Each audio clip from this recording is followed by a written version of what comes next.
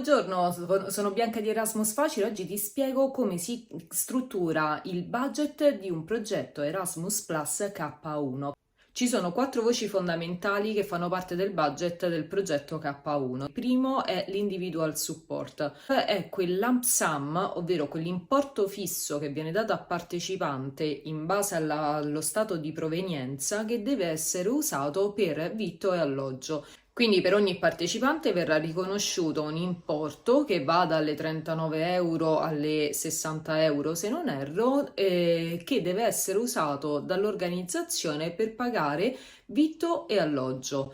L'alloggio in genere è un ostello, si può scegliere la condivisione di una camera tra più persone, e invece il vitto deve includere assolutamente colazione, merenda, pranzo, merenda e cena per ogni singolo partecipante. E andiamo sulla seconda voce, che è l'organizational support. Che cos'è? Sarebbe la voce di guadagno dell'associazione che organizza l'Erasmus, dell'ente. Vengono date 100 euro a partecipante e per questa voce non viene richiesta alcun tipo di fattura o di relazione da dimostrare all'Agenzia Nazionale. Quindi, ad esempio, tu hai un Erasmus Plus dove hai iscritto nel progetto che riceverai 24 partecipanti, significa che riceverai 100 euro a partecipante per un totale di 2400 euro. Come utilizzare questi soldi? Sicuramente per pagare il compenso al project manager, al facilitatore e al mentore. Terza voce è il travel cost, ovvero il costo del viaggio, ovvero il partecipante avrà un lump sum, quindi anche qui un importo fisso che dipende dal chilometraggio di distanza da dove si svolge l'Erasmus, ad esempio in Italia, a dove si trova il partecipante e l'organizzazione, che deve sempre coincidere, ad esempio la Slovacchia.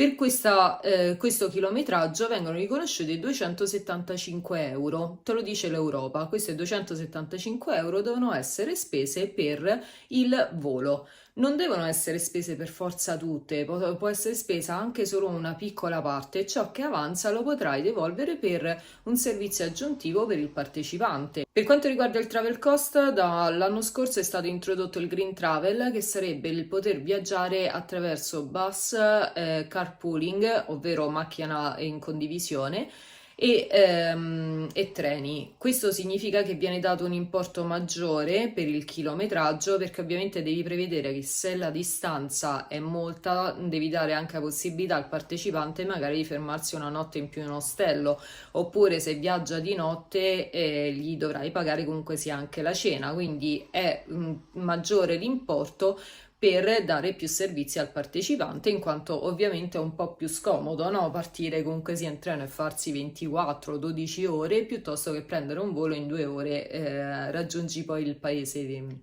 ospitante. Infine hai la quarta voce, che sarebbe la spesa per la PV. APV significa Preparatory Visit, sarebbe l'incontro tra i responsabili di tutti i partner che in genere vengono ospitati dall'organizzatore di tutto l'Erasmus, ad esempio in Italia.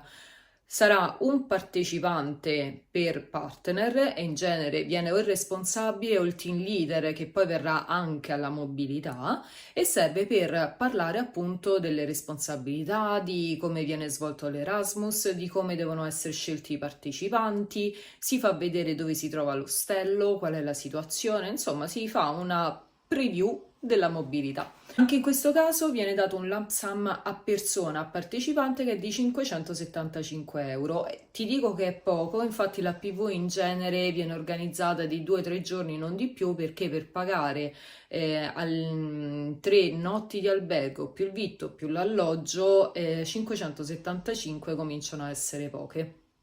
La puoi svolgere anche online e in quel caso ti verrà decurtato l'importo. Quindi questo è come si crea il budget del K1. Troverai anche sia su Instagram ma anche sul mio ultimo articolo di blog, e ti metto il link qui sotto, un'infografica carina dove ti ho diviso appunto queste 4 voci, e te la puoi o stampare o salvare sul tuo cellulare, così ce l'avrai sempre davanti. Grazie di tutto, alla prossima!